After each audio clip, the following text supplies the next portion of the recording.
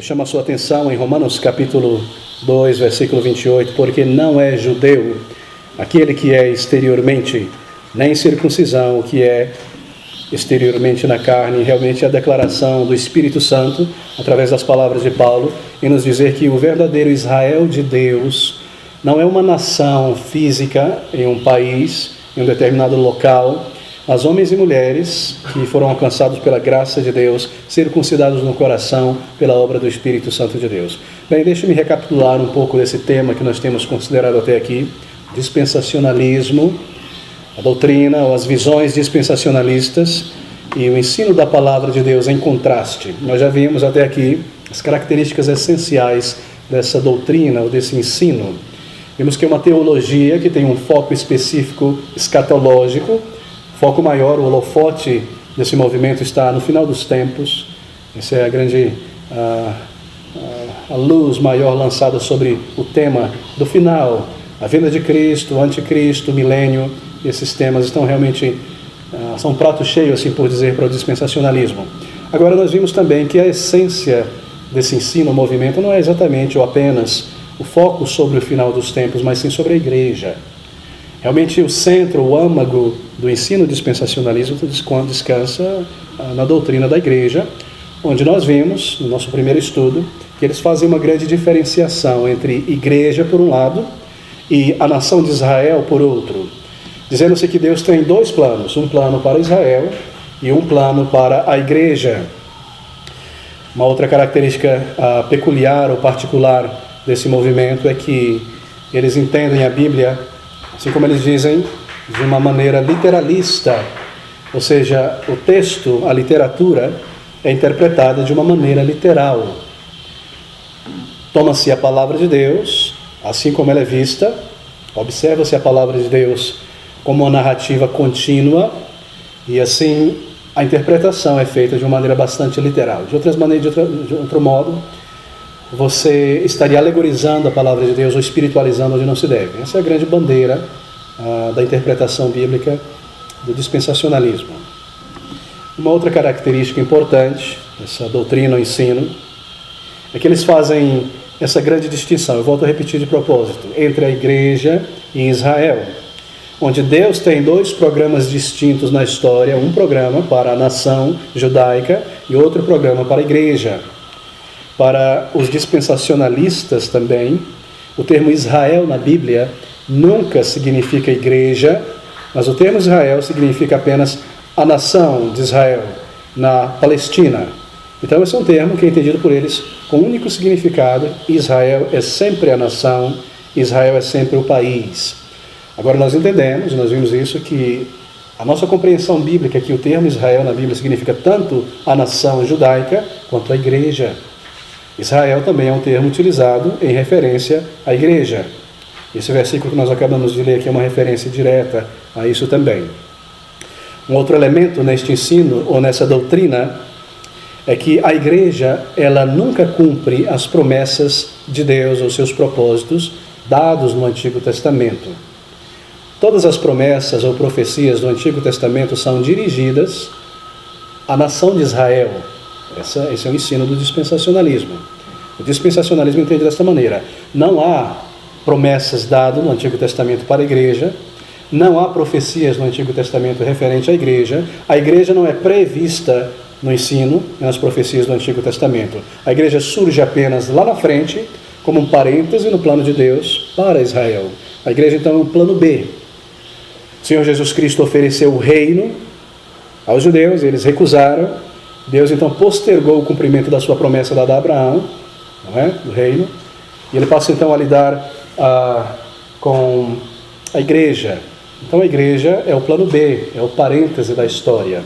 E essa é uma característica muito importante do ensino do dispensacionalismo. Eu espero que vocês estejam colocando aí as pedrinhas nesse fio desse colar. Daqui a pouco nós vamos ver a figura completa.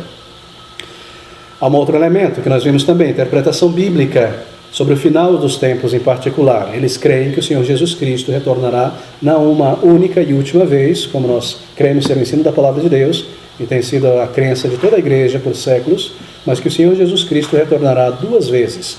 Uma invisível somente para a igreja, para fechar o parêntese da igreja, levando a igreja de maneira invisível, tirando ela de cena, para que Deus continue o seu programa A com os judeus e cumpra as promessas que, segundo eles, foram dadas aos judeus e não foram cumpridas ainda, que agora serão cumpridas nesse período de 1000 anos aqui na Terra. Nós vimos que o dispensacionalismo é quase sempre arminiano, cresce na perda da salvação e tantos outros aspectos do ensino do arminianismo. Nós cremos que a palavra de Deus, ela se auto-interpreta e que a revelação última no Novo Testamento lança luz sobre o Antigo Testamento. Assim, o Antigo Testamento são sombras e o Novo Testamento traz como que o corpo mais perfeito, mais visível. Mas o dispensacionalismo não crê dessa maneira e assim não aceita aquilo que nós chamamos de analogia da fé, onde nós comparamos escrituras com escrituras, seja do Antigo com o Novo Testamento ou o contrário, para interpretar a palavra de Deus. Ele diz, não, você não pode trazer elementos do Novo Testamento no Antigo, porque os autores ali não estavam como que prevendo a igreja lá no futuro, eles falam apenas naquele contexto do Antigo Testamento para a igreja somente. E por último, nós vimos que o dispensacionalismo é um ensino, uma doutrina bastante recente e não possui raízes profundas na história da igreja. E nós percebemos que esse é um argumento muito forte, não é, sobre a invalidade do dispensacionalismo, porque Deus não deixaria a sua igreja sobre essas questões no escuro por 19 séculos e revelaria essas verdades, assim por dizer, somente no final, nas últimas páginas da existência da igreja. Assim, desta maneira, é uma questão que toca na interpretação e que realmente contradiz a maneira do dispensacionalismo encarar o ensino da palavra de Deus. Bem, queridos, é uma forma que é imposta sobre a Bíblia.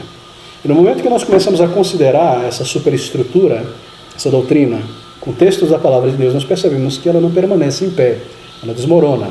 Então eu peço que você marque esses elementos principais: interpretação bíblica, diferença entre Israel como nação e igreja, a ideia do milênio, a igreja como um plano B, ou um parêntese no lidar de Deus na história. E nós vamos agora lidar com um ponto bastante específico do ensino do dispensacionalismo, que é a sua doutrina da igreja, como o dispensacionalismo encara a igreja, e contrastando com isso, qual é realmente o ensino da palavra de Deus, o que a Bíblia diz sobre a igreja, qual é a figura que nós encontramos nas Sagradas Escrituras sobre a igreja. Bem, nós vamos fazer isso através de um número de perguntas ou afirmações que têm sido feitas por esse movimento dispensacionalista. Uma delas é o seguinte: Deus tem 2 programas distintos na história humana, um para Israel e um programa para a igreja. Essa é a primeira afirmação desse movimento, e nós vamos lidar com ela. A segunda afirmação, que é a base desse movimento, é que a igreja, ela não cumpre nenhuma das promessas que Deus deu a Israel no Antigo Testamento. Todas as promessas que Deus deu a Israel serão cumpridas apenas pela nação de Israel, dirigidas apenas para Israel. Essa é uma segunda afirmação.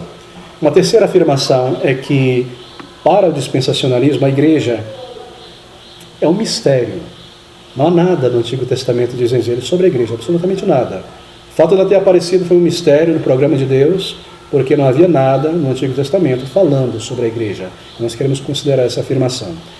A quarta afirmação do dispensacionalismo sobre a igreja é que esse período atual da igreja é um parênteses, porque Deus está lidando temporariamente com a igreja, com os gentios sobretudo, mas logo ele vai suspender ou fechar esse parêntese no arrebatamento, quando Cristo voltar invisível para levar embora a igreja. Então Deus vai continuar a lidar com o povo de Israel, com a nação de Israel. Essa é a quarta afirmação.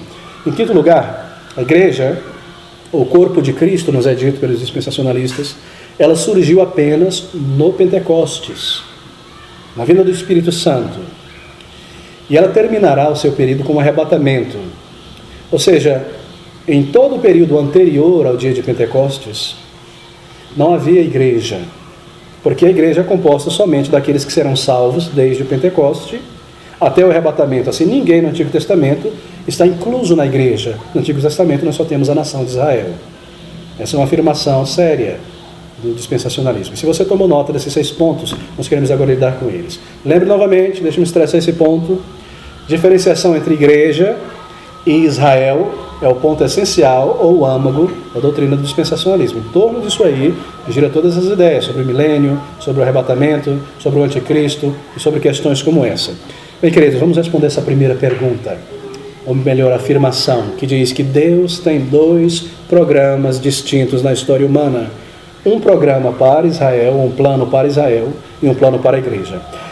Bem, será que esse é o caso realmente, que Deus lida de uma maneira com Israel e de uma outra maneira com a igreja? Bem, se nós tomarmos Israel apenas como a nação de Israel, aquele povo ali centrado na Palestina, e a igreja como o povo de Deus eleito, salvos, então de fato Deus realmente tem lidado de maneiras bem específicas com a nação e com a igreja. É verdade? Certamente tem um Deus, um plano para a igreja e um plano para a nação, o país, Israel. Mas se nós entendermos Israel, veja agora, como um termo que representa somente os salvos, somente os eleitos, em outras palavras, a igreja, somente o povo de Deus, somente crentes em Jesus Cristo, tanto do Antigo quanto do Novo Testamento, então não se pode afirmar que há 2 planos de Deus para Israel e para a igreja. Deixa eu repetir isso aqui, porque é muito importante. Se nós considerarmos o termo Israel como uma referência apenas ao país, ao grupo étnico, à nação lá na Palestina, e o termo igreja aos salvos somente, então Deus tem um plano, claro, específico para cada um. O plano para Israel é que Israel fosse um berço pelo qual o Salvador viria ao mundo para todas as nações, e a igreja é o povo de Deus, e sobre a igreja está o foco do amor de Deus e do seu plano desde o início até o fim da história. Agora, se nós tomarmos Israel, o termo Israel, como uma referência à igreja, aos salvos, e não à nação apenas, mas ao salvo, então Deus não tem 2 planos, um para a igreja e um para Israel, porque Israel é a igreja. Esse é o Israel de Deus. Todo mundo pegou esse ponto? É muito importante para o nosso desenvolvimento aqui do raciocínio. Bem, vamos ver o que a palavra de Deus diz. Tem realmente Deus um plano A para Israel e um plano B para a igreja? Vamos abrir a palavra de Deus em alguns textos. E quando nós começamos a considerar a Bíblia, nós vemos que não há 2 igrejas. Nós temos Israel como uma nação, e nós temos a igreja que está no Antigo Testamento dentro de Israel. Assim, todos os crentes, tanto do Antigo Testamento como do Novo Testamento, esse é o Israel de Deus. Há uma só igreja, há um só povo de Deus, que estava no passado, no Antigo Testamento, mais concentrado dentro da nação de Israel e quase nada fora da nação de Israel. Assim, sempre houve um povo de Deus, desde o início, não 2 povos de Deus, não 2 igrejas, sempre houve apenas uma igreja, ainda embora no Antigo Testamento essa igreja estava mais concentrada dentro da nação de Israel. E agora, após a vinda de Cristo, a maior parte da igreja está fora daquele país. Não é o número de crentes, não é judeu, mas sim pessoas de todas as nações. Bem, queridos, uma só igreja, um só povo de Deus em todas as épocas. A questão muitas vezes que confunde é o termo Israel, povo de Deus, meu escolhido, e todos esses termos. Mas Deus não está falando da nação como Estado nacional, mas sim do verdadeiro Israel, circuncidado no coração, que estava contido dentro daquele cercado ali chamado nação de Israel. Não nos diz a Bíblia várias vezes que o verdadeiro Israel de Deus é um remanescente que nunca dobrou o joelho a Baal. Então o foco de Deus ao longo de toda a história é esse verdadeiro Israel, que é a igreja. Então nós podemos dizer da seguinte maneira, só bem mais claro. No Antigo Testamento, a igreja se chamava Israel. No Novo Testamento, a igreja se chama igreja. Mas é a mesma igreja. E nós podemos inverter. A igreja está no Antigo Testamento e no Novo Testamento nós temos o Israel de Deus. Mas sempre foi um povo dentro dessa grande nação. Então você pode pensar da seguinte maneira. Pensa sobre um grande círculo. Essa é a nação de Israel. E um círculo pequeno dentro do grande círculo. Essa é a igreja, esse é o Israel de Deus. Esse pequeno círculo, ele segue em frente. Ele sai de dentro da nação de Israel e começa a abranger o mundo inteiro, mas sempre foi um só povo de Deus. A questão é que no Antigo Testamento estava mais concentrado dentro daquele país, dentro daquela região geográfica. Muito bom, queridos. E o fato é esse. O povo de Deus no passado estava mais concentrado ali, porque aquele seria o berço para a vinda do Messias. Assim Deus criou um povo, preparou um berço para que o Messias, o Salvador, viesse para o mundo inteiro, uma nação que temesse a Deus, que se afastasse do erro, que mantesse a linhagem da promessa desde Adão, semente da mulher, até o final. Porque se fossem as coisas deixadas como estavam, as nações teriam realmente se esfacelado. Deus separou um berço para a vida do Messias. Então a igreja se concentra por maior tempo ali dentro daquela nação. E aí com a vinda do Senhor Jesus Cristo, o que acontece? A bandeira da igreja, que estava só centrada em Israel, desce, a bandeira da igreja judaica, e sobe ao mastro a bandeira da igreja judaico-gentia. A igreja não está só mais centrada em um país, e de por todo o mundo, então se espalha o povo de Deus evangelizando e alcançando, e o Israel de Deus deixa de ser apenas o grupo étnico, ou melhor, centrado em sua maioria naquele grupo étnico. Bem, muito bom. Não é mais constituído apenas de judeus. Vamos lidar então com alguns textos que provam isso. Eu me volto rapidamente, espero que você esteja manuseando a sua palavra de Deus. Efésios capítulo 4, versículo 6, você pode checar com calma em casa depois. Mas abra comigo Efésios capítulo 4 e o versículo de número 6. Efésios 4, 6, essas palavras. Um só Deus. Lembre-se que nós estamos respondendo a grande pergunta. Tem Deus um plano A para a igreja, ou A para Israel, um plano B para a igreja? Há duas igrejas, há dois povos de Deus. Nós lemos um só corpo, versículo 4, e um só Espírito, como também fostes chamados em uma só esperança da vossa vocação. Um só batismo, e nós começamos a ler. Um só corpo, não dois corpos, não duas igrejas. Quem é a cabeça desse corpo é Cristo, então há apenas um corpo, há apenas uma igreja, desde sempre. Outro versículo, nós lemos nesse que todos os crentes de todas as épocas possuem um só Deus, estão ligados a um só corpo, que é o corpo de Cristo. Efésios 8, também versículo de número 6, diz um texto interessante. Não pode ser 8, 6, porque só tem capítulo 6 no versículo de Efésios. Passe para João capítulo 14, versículo 6, onde nós temos o Senhor Jesus Cristo dizendo: um caminho, uma verdade, uma vida, uma só salvação. De maneira que todas as pessoas são salvas por meio de Jesus Cristo somente.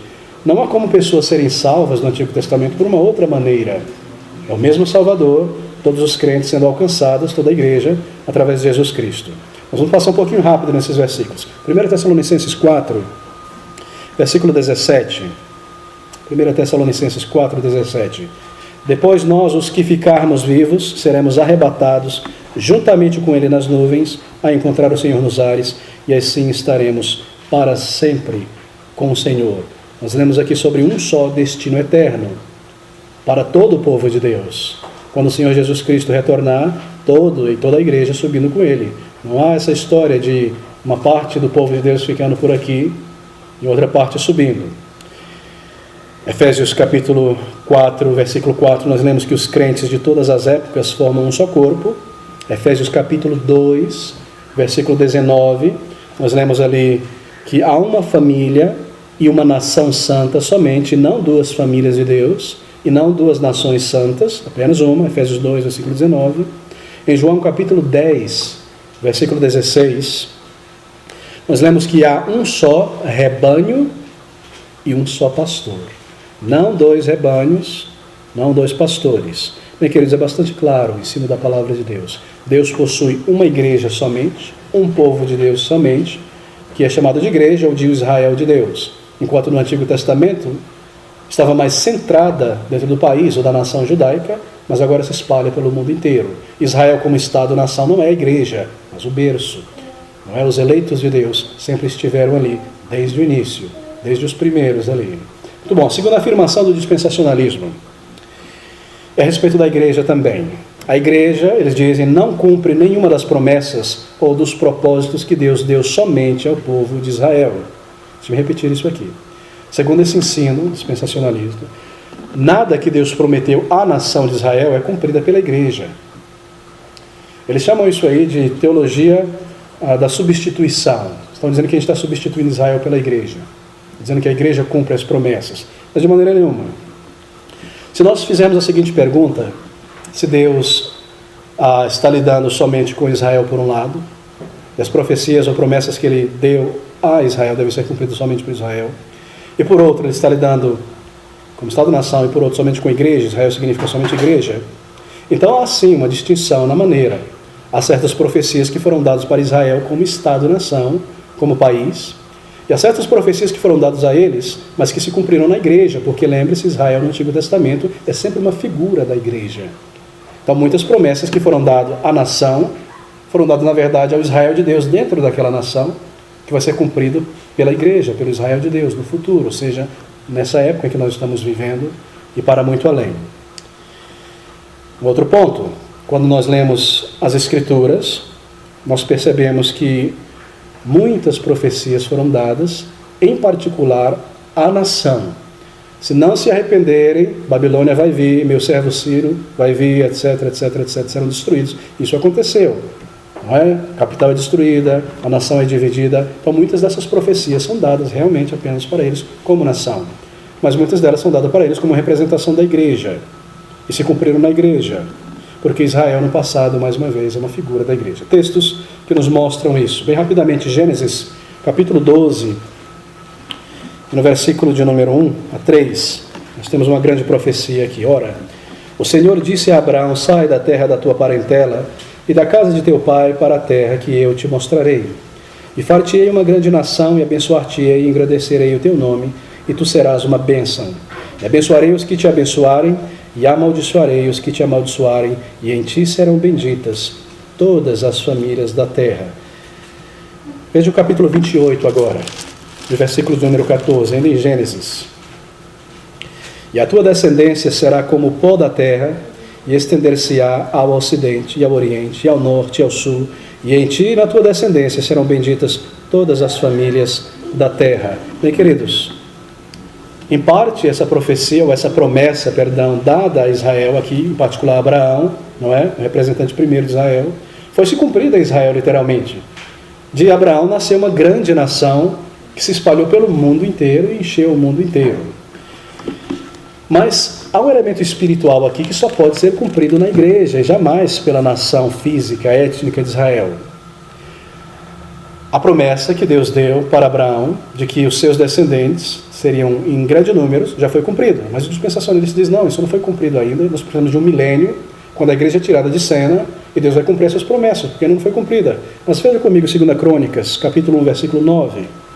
Nós temos aqui o cumprimento de certas promessas dadas, sobretudo a Abraão. 2 Crônicas, capítulo 1, versículo 9.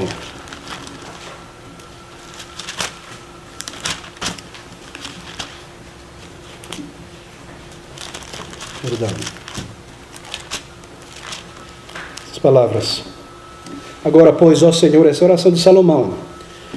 Ó Senhor Deus, confirme-se a tua palavra, dada a meu pai Davi, porque tu me fizeste rei, reinar sobre um povo numeroso como o pó da terra. Salomão não estava falando sobre o futuro. Ele já era rei sobre um povo numeroso como o pó da terra. Não foi isso que Deus prometeu a Abraão lá atrás? Não está cumprido. Essa nação se espalhou e ela encheu aquele território por inteiro. Agora, a promessa que foi dada de que todas as nações seriam abençoadas na descendência de Abraão, ela foi cumprida na igreja. E nós lemos lá em Gálatas, no capítulo 4, ou 3, na verdade, versículo 26, o cumprimento dessa promessa. Gálatas 3, 26 a 28. Mas antes que a fé... Deixa-me ler do versículo 26, na verdade, está mais claro ainda. Porque todos sois filhos de Deus pela fé em Cristo Jesus. Porque todos quantos fostes batizados em Cristo, já vos revestiste de Cristo. Nisto, não há judeu nem grego, servo nem livre, não há macho nem fêmea, porque todos vós sois um em Cristo Jesus. E sois de Cristo, então sois descendência de Abraão, e herdeiro conforme as promessas. Paulo está escrevendo essa carta a gentios, gregos, romanos. Ele está dizendo que porque eles estão em Jesus Cristo, então todos eles são descendência de Abraão. Não foi cumprida a promessa que todas as nações seriam benditas em Abraão? Sim, aqui estão os gregos e nós aqui.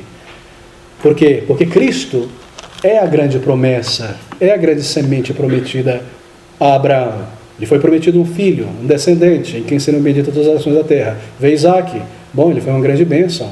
Mas a grande bênção foi o descendente de Abraão, que é Cristo Jesus, que nasceu como um judeu da semente de Abraão, para ser uma bênção para todas as nações, e aqui nós estamos incluídos, nós somos descendência espiritual de Abraão, que creu, não é? Então esse é o verdadeiro Israel de Deus. Ou seja, aqui está a grande resposta, não é? Deus prometeu a Abraão, ou prometeu a Israel um número de promessas, mas essas promessas seriam cumpridas pela igreja. Assim, é um grande erro dizer que nenhuma promessa dada a alguém no Antigo Testamento seria cumprida lá na frente pela igreja, mas somente pelo povo de Israel. Nós vemos inúmeras promessas dadas a Israel, ao povo de Deus, que é cumprida em Cristo Jesus e cumprida pela igreja. Deus prometeu a Abraão também que ele possuiria a terra da Palestina. Lá em Gênesis capítulo 15, versículo 18, nós vemos a promessa de Deus: e te darei tudo isso aí, onde tu colocar a planta do teu pé, será teu. Mas os dispensacionalistas dizem que essa promessa não foi cumprida, que há muito terreno lá em Israel e que eles não tomaram posse. E que ele está o Filisteu e a faixa de Gaza e um monte de palestino lá, e sempre foi assim. Então, essa promessa não foi cumprida. É por isso que Cristo precisa retornar, a igreja some, e Deus vai dar toda aquela terra para Israel, eles vão colocar o pé em cada canto daquela terra, e aí a promessa vai ser cumprida. Mas, amigos, nós lemos tantas vezes na palavra de Deus sobre o cumprimento dessas várias profecias. 1 Reis capítulo 4 é um bom exemplo. E o versículo de número 20, 1 Reis 4, 20, ouça essas palavras: eram, pois, os de Judá e Israel muitos como a areia que está junto ao mar, em multidão, comendo e bebendo e alegrando-se. Isso aqui é a primeira parte da profecia. Uma grande nação. Agora veja a segunda parte. Josué, capítulo 21, versículo 43. Josué, capítulo 20, versículo 43. Essa é uma profecia bastante clara, não é? Sobre o cumprimento dessa promessa. Capítulo 21, versículo 43 de Josué. Ouça essas palavras. Desta maneira deu o Senhor a Israel toda a terra que jurara dar a seus pais, e a possuíram e habitaram nela. Perfeito, não é? Não poderia estar mais claro. Deus deu, eles tomaram posse, eles possuíram, eles habitaram. Não poderia ser mais enfático. A promessa foi cumprida. Então não há base bíblica em dizer, e você ouviu isso há muito tempo, não, há muitas promessas que não foram cumpridas para Israel, então é necessário um período de 1000 anos quando isso será cumprido. Mas a palavra de Deus é bastante clara em cada uma dessas afirmações do dispensacionalismo. E há muitos textos. No Novo Testamento nós descobrimos algo mais, que em sentido último, essa semente prometida a Abraão é o Senhor Jesus Cristo. Gálatas capítulo 3, versículo de número 16, ali apenas um versículo. Ora, as promessas foram feitas a Abraão e à sua descendência. Não diz, e às descendências, como falando de muitas, mas como de uma só, e à tua descendência, que é Cristo. Então, em Cristo foi cumprida a promessa dada a Abraão.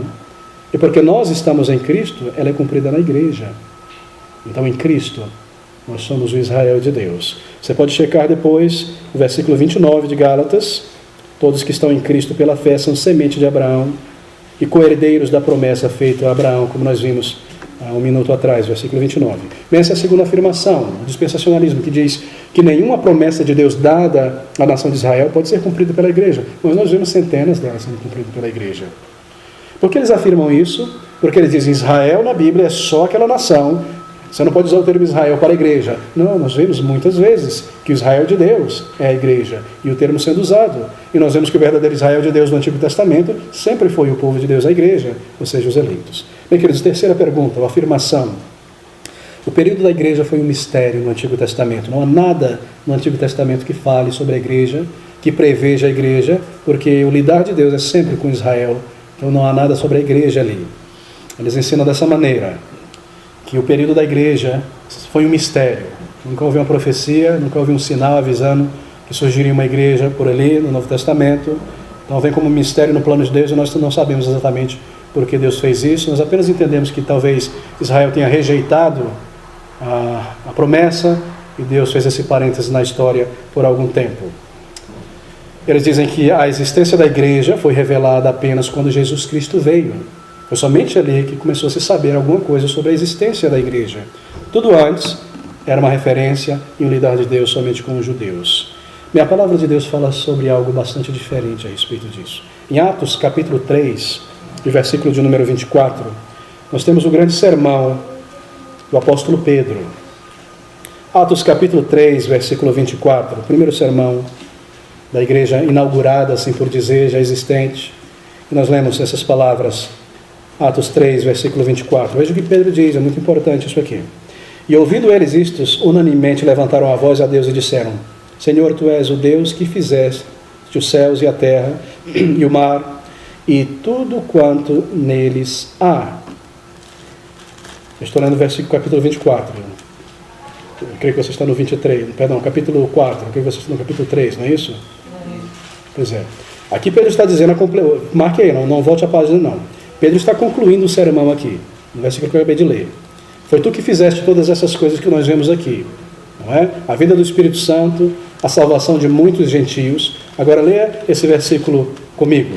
No capítulo 3 agora, e o versículo de número 24. Sim, e todos os profetas, desde Samuel, todos quantos depois falaram, também predisseram estes dias. Você percebeu aí? Conseguiu acompanhar? Pedro se levanta diante de Israel, em Jerusalém, diante da nação, e ele está dizendo: ó Senhor, Tu fizeste todas essas coisas que nós vemos aqui, um monte de gentios sendo salvo e sendo unido à Tua igreja. E nós sabemos disso aí, que está sendo cumprido agora, porque tudo foi dito, todos os profetas, desde Samuel, falaram sobre isso e predisseram estes dias. Então os profetas, vindo desde Samuel, predisseram a existência da igreja e que haveria um dia em que aquelas coisas aconteceriam. E há uma outra profecia que eu não me voltarei agora, mas vocês se lembram, quando Pedro diz: essas coisas que estão acontecendo aqui, varões e irmãos, é o cumprimento de uma profecia lá de Joel, que nos últimos dias, ou seja, no início do final, línguas, sinais, etc. Então Joel profetizou sobre a igreja e sobre os gentios sendo alcançados também.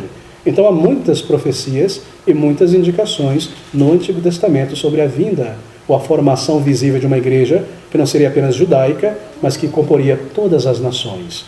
É muito importante marcar esse ponto, porque você vai encontrar esse argumento de que não há uma predição no Antigo Testamento sobre a igreja. Muito bem, queridos. Isso é de grande valor e importância. O próprio dia de Pentecostes é profetizado, não é o dia em que grandes números de pessoas de vários povos e nações entrariam para a igreja. Você se recordará de Joel capítulo 2, versículo 28, eu acabei de mencionar, cheque em detalhes depois. Você tem também Amós capítulo 9, versículo 11 e 12, onde nós lemos ali que Deus tomaria para si mesmo um grande povo dos gentios. Ele tomaria dentre os gentios um povo para si mesmo. Isso é a igreja, não é?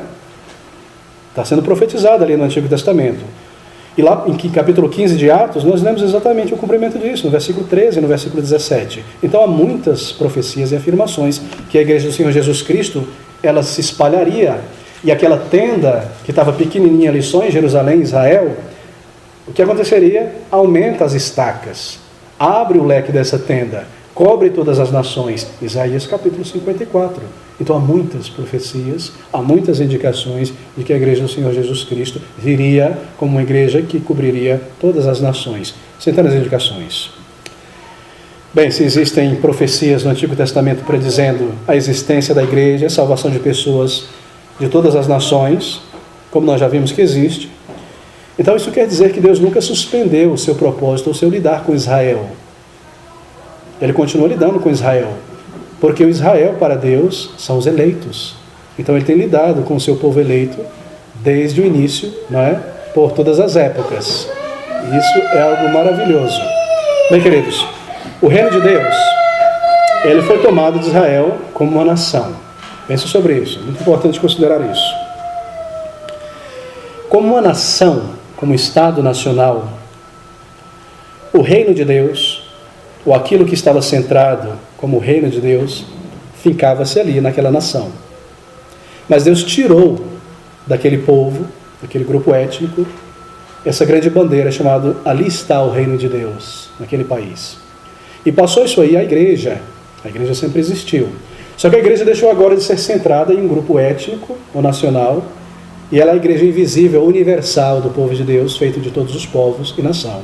Assim, o reino de Deus, ele é centrado na igreja. A igreja que manifesta o reino de Deus neste mundo. O seu poder, a sua glória, o seu poder transformador. Não é? Então isso tem que estar bastante claro em nossas mentes.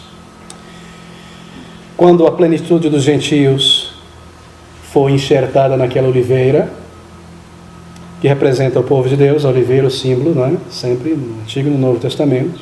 Então todo Israel será salvo, nos é dito em Romanos capítulo 11. Agora, quando a Bíblia nos diz que todo Israel de Deus será salvo, não quer dizer que os judeus serão trazidos de volta à Palestina e ele guardado e protegido como um país, uma nação, para ser salvo.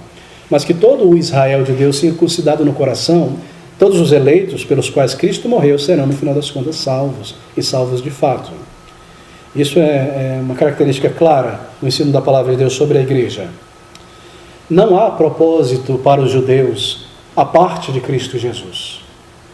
Não há um propósito de Deus só para a nação sem Cristo Jesus. Gálatas capítulo 3, versículo 28, nós lemos que é por meio de Cristo Jesus, que é através dele. Deixa-me ler esse versículo, porque é tão importante. Gálatas 3, versículo 28. Nisto não há judeu, nem grego, não há servo nem livre, não há macho nem fêmea, porque todos vós sois um em Cristo Jesus. Isso quer dizer que as pessoas que foram salvas no Antigo Testamento foram salvas por meio do Senhor Jesus Cristo também. Esse é um ponto que deve ser marcado e remarcado, porque muitos dispensacionalistas vão dizer, não, eles foram salvos pela fé, eles te dizem. Pela fé, muito bom, mas fé em quê? Fé na palavra de Deus, nas promessas, na lei. Não é no Messias? Não, porque o Messias foi um parêntese, Cristo Jesus, para a igreja. É uma contradição muito grande, não é? É como se você dissesse que é uma salvação fora de Cristo Jesus. Alguns autores dispensacionalistas, que são mais consistentes, eles chegam a dizer realmente, no período do Antigo Testamento, salvação é pelas obras, mantendo a lei e tentando ser judeu o máximo possível. Mas no Novo Testamento é por meio de Cristo Jesus. Mas nós aprendemos o tempo todo na palavra de Deus que não há salvação para ninguém fora de Cristo Jesus. Pastor, de que maneira então pessoas eram salvas no Antigo Testamento antes da vinda de Cristo? Porque Cristo não tinha vindo, não tinha oferecido o sacrifício final. De que maneira as pessoas eram salvas? Eles eram salvos pela fé no Messias que viria. E nós somos salvos pela fé no Messias que já veio. Eles eram salvos pela fé no Messias que viria e cumpriria todo o sacrifício, toda a lei, crendo nele, e nós somos salvos por ele que já veio. Assim nós nos encontramos em Cristo. Mas eles sabiam alguma coisa sobre Cristo? Eles sabiam muitas coisas sobre Cristo. Há uma promessa dada a Abraão, há os símbolos dentro do templo falando sobre o sacrifício. Eles viam o tempo todo aquele ritual simbólico de centenas de sacrifícios que falava sobre pecado sendo perdoado. Eles conheciam muito sobre Cristo. Então aqueles crentes do Antigo Testamento, Abraão, Samuel, Davi, Ruth, tantos outros, que estão aqui naquela galeria da fé de Hebreus capítulo 11, eles foram salvos pela fé, vendo o Messias que viria e abraçando essas promessas, creram. Abraão é chamado de o pai da fé, foi salvo pela fé, a promessa de um Salvador, e ele creu nisso, abraçou essa promessa. Bem, essa é a nossa resposta então. Agora deixa eu me explicar uma simbologia muito importante. Abra comigo Mateus capítulo 21, e versículo de número 18 a 22. Mateus capítulo 21, versículo 18 ao versículo 22. Veja o que nós lemos aqui.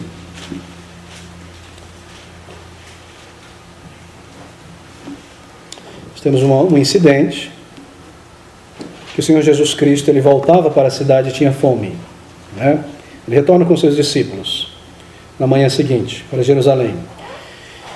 E o versículo 16, ou melhor, o versículo 22, nos diz que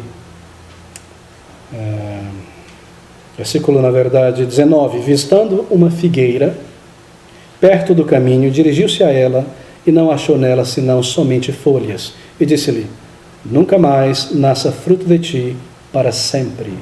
E a figueira secou-se imediatamente. Nós lemos essa passagem em outro contexto. Se você abrir também Lucas capítulo 13, versículo 6, você lê sobre a figueira novamente. Quero chamar a sua atenção para essa figueira. Lucas capítulo 13, do versículo 6 ao versículo de número 9, nós encontramos uma figura de uma figueira aqui também. 6 ao 9. E dizia esta parábola, está dizendo aos judeus, um certo homem tinha uma figueira plantada, volta a figueira novamente. Onde estava plantada a figueira? Na sua vinha, num canto lá, numa terra muito boa, porque a terra para a vinha era excelente, um local muito preparado. Sobrou-se um espaço, o Senhor plantou uma figueira ali. E foi procurar nela fruto, não achando. Muito semelhante, né? O Senhor Jesus Cristo se aproximando daquela figueira e não achando fruto nela, só folhas. E disse ao vinhateiro: eis que há 3 anos venho procurar fruto nesta figueira, 3 o número perfeito, várias tentativas foram feitas, foi bem justo, foi completo a tentativa, e não acho. Corta, porque ocupa ainda a terra inutilmente. E respondendo ele, disse-lhe: Senhor, deixa este ano, até que eu escave em redor e a esterque, e se der fruto ficará, e se não depois a mandarás cortar. A figueira é um símbolo de Israel como nação. Os judeus entendiam muito bem isso. Os judeus é como uma figueira cultivada por Deus. Quando o Senhor Jesus Cristo vai àquela figueira e não acha fruto, quando deveria haver fruto ali. E ele vê, por que deveria haver fruto, embora não era estação? Porque há muitas folhas. E numa figueira, se você conhece uma, o fruto vem primeiro, depois vem a folha. Então, quando você vê muita folha numa figueira, deve ter muito fruto ali. E o Senhor Jesus Cristo vem àquela figueira e não há fruto algum. E ele seca. Ele está dizendo que Israel não produziu os frutos que se esperava como nação. E ela deixará de existir como nação, porque não produziu os frutos como nação, grupo ético. E aqui está essa parábola novamente. A vinha é a igreja, obviamente, e ali está essa nação, tendo grandes privilégios de ser o berço para o Messias, e onde a maior parte da igreja estaria por muito tempo. Mas grandes tentativas foram feitas com aquele país, para que ele se arrependesse e se voltasse, uma minoria sempre se voltando ao Senhor. E o resultado é, corta fora. E nós vemos o Senhor cortando fora essa figueira, quando no ano 70, os romanos são enviados e cercam Jerusalém, e o templo é destruído. E se o templo é destruído, Israel deixa de existir, não é? Como nação religiosa. Por quê? Porque a igreja não permaneceria em um povo apenas ético, que não deu seus frutos para ser um grande representante, mas seria a igreja composta de pessoas de todas as nações. Então essa é a grande resposta da palavra de Deus. Jerusalém terrena, geográfica, seria destruída, porque a nossa Jerusalém é celeste, nunca deveria ser identificada como uma cidade aqui neste mundo apenas. A nova Jerusalém não será terrena, não será no milênio, mas no céu, no novo céu e na nova terra. De maneira que a igreja não é um parênteses, um plano B. Deus está sempre lidando com a igreja desde o início até o fim. Sempre foi o único propósito de Deus. O verdadeiro Israel de Deus sempre foi a igreja. A história do Antigo Testamento é a história do reino de Deus, que se cumpre através do povo de Deus. Bem, isso deve ser marcado em nossa mente. A quinta afirmação e penúltima. A igreja, o corpo de Cristo, eles nos dizem, somente surgiu no dia de Pentecostes e ela terminará no arrebatamento antes do início do milênio. Bem, mais uma vez a importância de entender a diferença entre igreja, não é, e o termo Israel. A igreja é o corpo de Cristo. A igreja não são tijolos e telhas, mas pessoas. A igreja não é uma denominação, pessoas. A igreja não é uma confissão de fé, pessoas. Igrejas são pessoas. E uma vez que a igreja é o corpo de Cristo, então é impossível ser salvo fora de Cristo. Então a igreja é formada pelos crentes do Antigo Testamento e do Novo Testamento que foram salvos em Cristo Jesus. Todos os eleitos porque em Cristo Jesus morreu. E as Escrituras ensinam que todos aqueles que foram salvos, eles devem estar em Cristo Jesus. Assim nós temos a igreja, uma oliveira, a verdadeira oliveira espiritual, e alguns ramos dessa oliveira são tirados. A nação, que não produz o fruto. E outros são enxertados. Gentios, mas não são enxertados na nação física, mas no verdadeiro Israel de Deus. Aí Paulo nos diz, será que aqueles galhos que foram tirados não podem voltar? É claro que foram. Pode sim. Porque há muitos judeus da nação que estão sendo salvos também, alcançados pela graça de Deus. Então essa é a ideia. Se ninguém pode ser salvo fora de Cristo, então segue que todos os crentes, tanto do Antigo quanto do Novo Testamento, são salvos somente em Cristo Jesus. Se o corpo de Cristo, a igreja, inclui crentes do Antigo e do Novo Testamento, então a igreja não teve o seu início no dia de Pentecostes. Ela iniciou lá atrás, porque lá atrás já há crentes também. Então a igreja já existe desde sempre. Deixa eu me dar um bom exemplo. Nós somos uma igreja, mas nós temos um apelido, Missão São Paulo. Mas nós já somos uma igreja. Mas nós vamos inaugurar um dia um novo prédio que está sendo reformado e vamos colocar o nosso novo nome, Igreja Batista Reformada da Palavra. Será que é só ali que vai começar a existir a igreja? Não, a igreja já existe. Ali ela recebe um novo título. Aqui nós somos o Israel de Deus, daqui a pouco nós vamos ser a igreja, porque vai ser trazida mais pessoas de outras nações. Você percebeu a analogia? Muito bom, queridos. Marquem isso. Por último, a igreja é composta somente, eles nos dizem, daqueles que serão salvos desde Pentecostes até o arrebatamento. Assim, ninguém no Antigo Testamento, mais uma vez, está incluso na igreja. Israel é uma coisa, a igreja é outra coisa. Sabe o que eles estão dizendo? Perceba a gravidade disso? Que o Senhor Jesus Cristo possui duas esposas. Israel, uma esposa, e a igreja, outra esposa. Porque essa é a conclusão lógica que você deve chegar. Mas, durante todo o Antigo Testamento, haviam essencialmente três grupos de pessoas. Havia as nações gentias, as gentes, não judeus. Havia o povo de Israel, nação, e havia o verdadeiro Israel de Deus dentro daquela nação. O verdadeiro Israel de Deus, salvos, eleitos. Havia a nação, o grande círculo, e havia os que estavam fora, como gentios. O verdadeiro Israel de Deus é sempre mencionado no Antigo Testamento como remanescente. Lá em Isaías, capítulo 10, 21 e 22, nós vemos que somente o remanescente não dobraria os seus joelhos, que somente eles seriam poupados, ainda que fosse uma nação imensa e terrível, de muita gente. Somente o remanescente, o verdadeiro Israel de Deus, seria poupado. Essa é a igreja. Essa é a noiva. Essa é a igreja que já existe desde Pentecostes, diante de Pentecostes, que é aumentada ali no dia de Pentecostes com pessoas de todas as nações. Então, embora o povo de Israel estivesse sempre envolvido com idolatria, com apostasia, com rebelião, Deus sempre manteve um remanescente. E esse é o reino de Deus ao longo da história. Esse é o povo de Deus. Essa é a igreja. Essa é a noiva. Deus está sempre lidando com a igreja, e não um plano A para Israel, nação, e um plano B para a igreja. E quem eram esses crentes do Antigo Testamento, então, dessa igreja? Abraão, Isaac, Jacó, Sara, Débora, Samuel, Davi, todos esses crentes em Jesus, muitos na galeria da fé.